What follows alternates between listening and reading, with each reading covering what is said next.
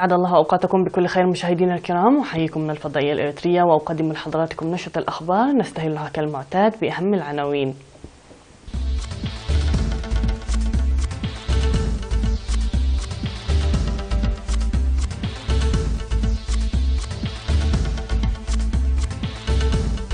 ورشة عمل لرعاية الأطفال في إقليم القاشبركة. جهود بيطرية فعالة في مديرية دباروا. حماية التربة والمياه في أونجلي. جورج وايا يؤدي اليمين الدستورية رئيسا جديدا لليبيريا. الاتحاد الأوروبي يؤكد دعمه لعاصمة فلسطينية بالقدس الشرقية. ومصرع شخص في انهيار جليدي باليابان.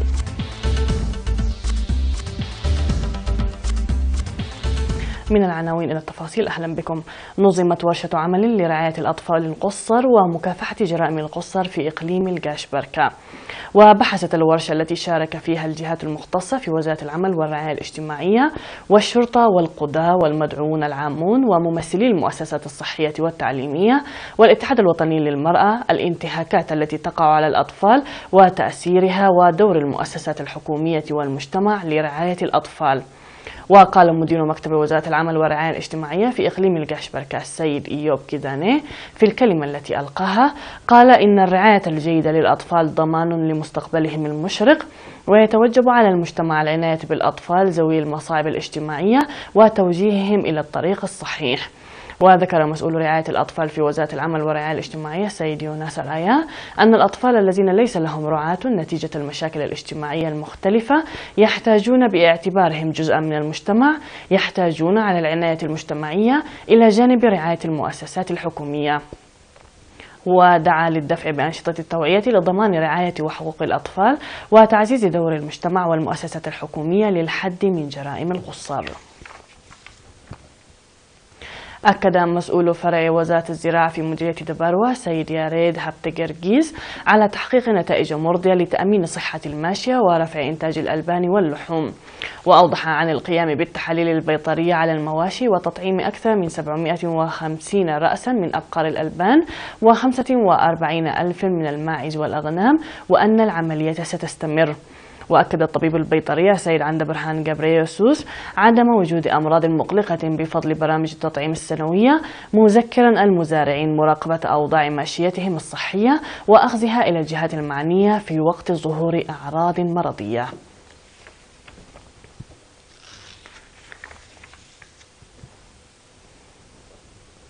يقوم سكان ضاحية أونجلي بمديرية حقات بنفير لحماية التربة وحفظ المياه لرفع الإنتاج الزراعي وضمان تأمين مياه الشرب والسقي.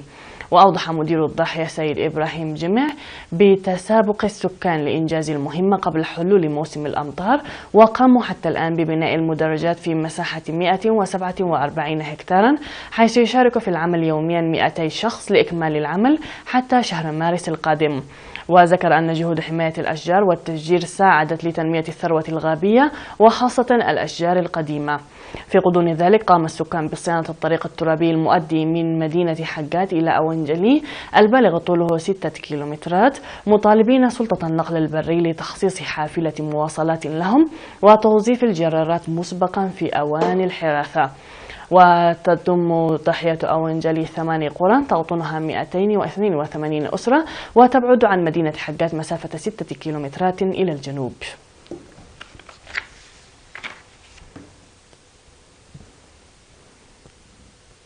مشاهدينا الكرام، نعود مع الأنباء العالمية بعد هذا الفاصل.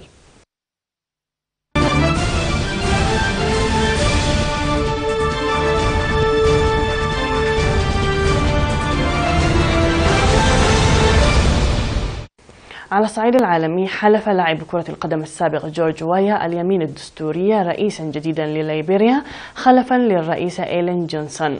وذكر راديو هيئة الإذاعة البريطانية BBC أن عشرات الآلاف حضروا حفل تنصيب وايا في استاد لكرة القدم بالعاصمة، مضيفا أن المكان اكتظ بالمواطنين. يذكر أن وايا فاز في الجولة الثانية من الانتخابات الرئاسية في ديسمبر الماضي بعد حصوله على 61.5% من أصوات الناخبين. فلسطين. وخاض وايا جولة إعادة حقق فيها انتصارا كاسحا الشهر الماضي بفضل التأييد الكبير الذي حظي به من الشباب والفقراء. وأشار وايا إلى العقبات الكبيرة التي سيواجهها. وفي وقت لاحق أصدر مكتب وايا بيانا جاء فيه أن عددا من المسؤولين بينهم وزير التعليم والشؤون الداخلية وأيضا قائد قوة الشرطة الوطنية سيحتفظون بمناصبهم لحين إشعار آخر. أكد الاتحاد الأوروبي للرئيس الفلسطيني محمود عباس أنه يدعم تطلعه لأن تكون القدس الشرقية عاصمة لدولة فلسطين في أحدث تحرك للاتحاد رفضا لقرار الرئيس الأمريكي دونالد ترامب بالاعتراف بالقدس عاصمة لإسرائيل.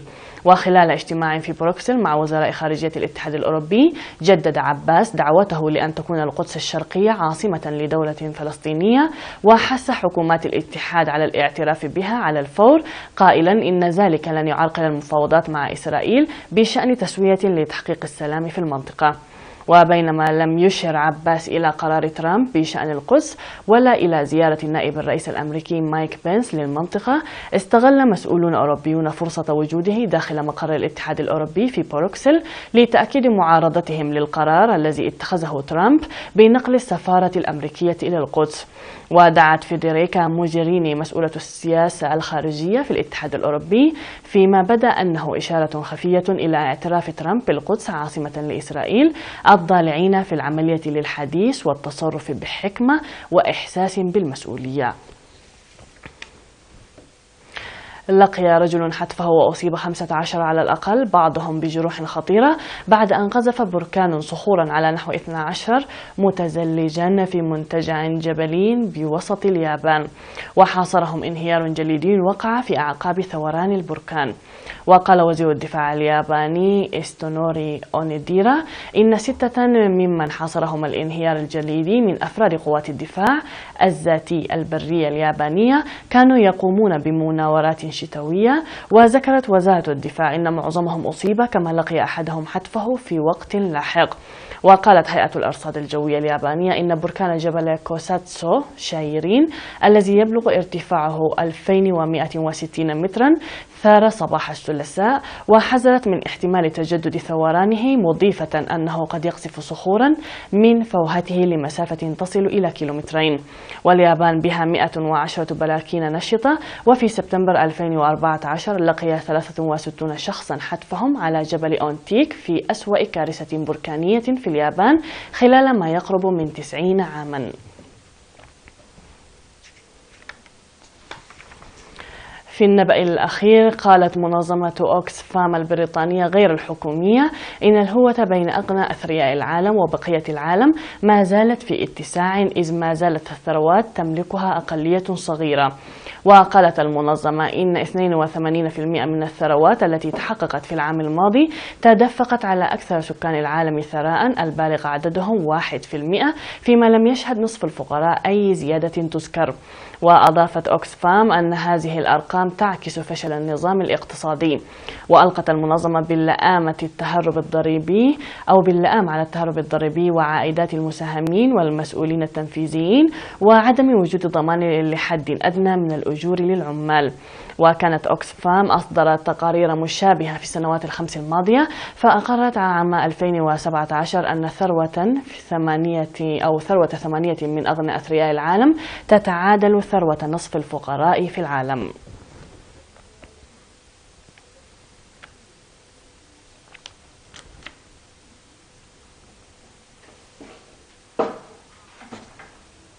نهاية النشرة مشاهدينا الكرام، شكرا لكم على حسن المتابعة، وقتا ممتعا نتمناه لكم مع بقية برامجنا.